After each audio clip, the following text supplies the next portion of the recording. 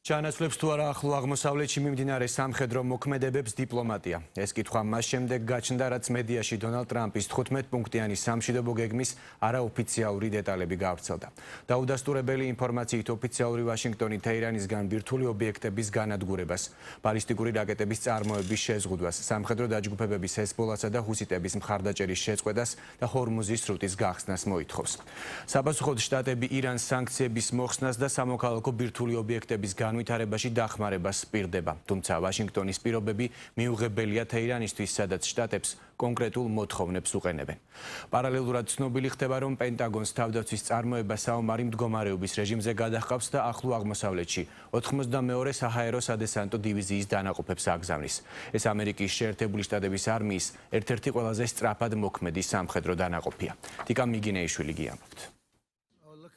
სტრატეგიულად განიარაღებული და რეგიონში გავლენის გარეშე დარჩენილი ირანი. სწორედ ასეთი სცენარის ხილვას სურს შეერთებული შტატების პრეზიდენტს. 26 დღიანი ომის შემდეგ მედიაში 15 პუნქტიანი სამშვიდობო გეგმის დეტალები ვრცელდება, რომელიც სავარაუდოდ დონალდ ტრამპმა ირანელ მაღალჩინოსნებს პაკისტანის შუამავლობით გაუზიარა. რაც იღებს შეერთებული შტატები გეგმის მიხედვით. ამ სიის ჩამონათვალი საკმაოდ ვრცელია. ირანის მხრიდან ხელმოწერის შემთხვევაში ვაშინგტონი პრაქტიკულად ნულამდე დაიყვანს ირანის ბირთვულ პოტენციალს. მათ უკვე გამდიდრებული მასალაც გადაეცემათ. ასევე გაუქმდება არსებული ბირთვული ობიექტები. გეგმაში საუბარია ირანის მიერ მხარდაჭერილ დაჯგუფებებზეც. თუ ირანი ამ ვერსიას დათანხმდება, მაშინ დაფინანსებისა და შეიარაღების გარეშე დარჩებიან ჰეზბოლა და ჰუსიტები. გაიხსნება ჰორმუზის სრუტე. შეიზღუდება ირანის სარაკეტო პროგრამა, როგორც რაოდენობით, ისე მოქმედების არეალით. თუმცა ეს დეტალები მხოლოდ მედიაში გავრცელებული არაოფიციალური ვერსიაა.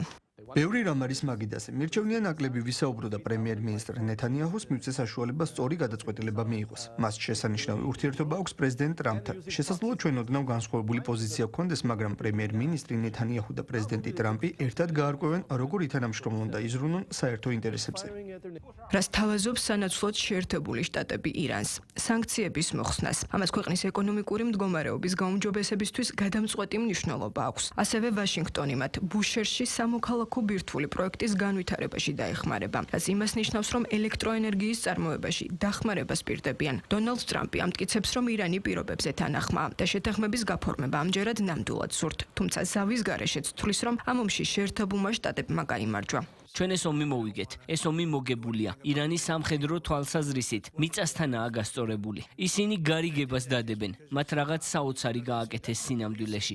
საჩუქარი გაგვიკეთეს და დღეს მოვიდა. ეს ძალიან დიდი საჩუქარი იყო, რომელიც უზარმაზარი თანხა ღირს. და არ გეტყვით რა საჩუქარი იყო, მაგრამ მათის ჩვენ მოგცეს. ირანში შეთანხმების საკუთარ პირობებზე საუბრობენ. ადასტურებენ, რომ ტრამპის გეგმას გაეცნენ, თუმცა ის მათთვის მიუღებელია. მთავარი მოთხოვნა ირანზე თავდასხმების შეწყვეტაა, ასევე კონკრეტული გარანტიების მიღება, რომლებიც კონფლიქტის განმეორებას გამორიცხავს. ირანში ასევე ომში მიყენებული ზარალისთვის ანაზღაურებას ითხოვენ.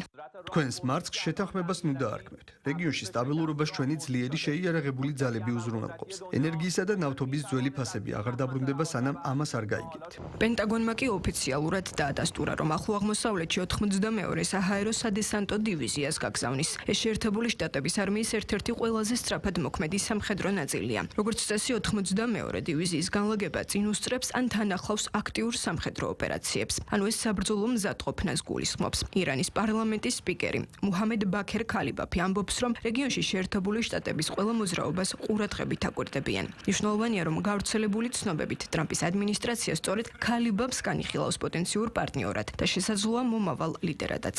ჩვენ ყურადღებით ვაკვირდებით ამერიკის ყველა მოძრაობას რეგიონში, განსაკუთრებით ჯარის განლაგებას. ნუ გამოსცდით ჩვენს გადაწყვეტილებას დავიცვათ ჩვენი მიწა. პარალელურად ლიბანში აცხადებენ, რომ გასულ ღამეს ისრაელის დარტყმებს ქვეყნის სამხრეთ ნაწილში სულ მცირე 6 ადამიანი ემსხვერპლა. ირანი კი მეზობელ ქვეყნებზე თავდასხმას განაგრძობს. ბოლო რამდენიმე საათში მათ ისრაელის გარდა რაკეტები გაუშვეს იმ სამხედრო ბაზების მიმართულებით, სადაც შეერთებული შტატების ძალები არიან განთავსებული. მათ შორის ქუვეითში, იორდანიასა და ბაჰრეინში. დაშავებული შესახებ ინფორმაცია არ ვრცელდება. სპარსეთის ყურის ქვეყნების წარმომადგენლები კი ირანს გაეროს წესდების დარღვევაშია დანაშაულებენ.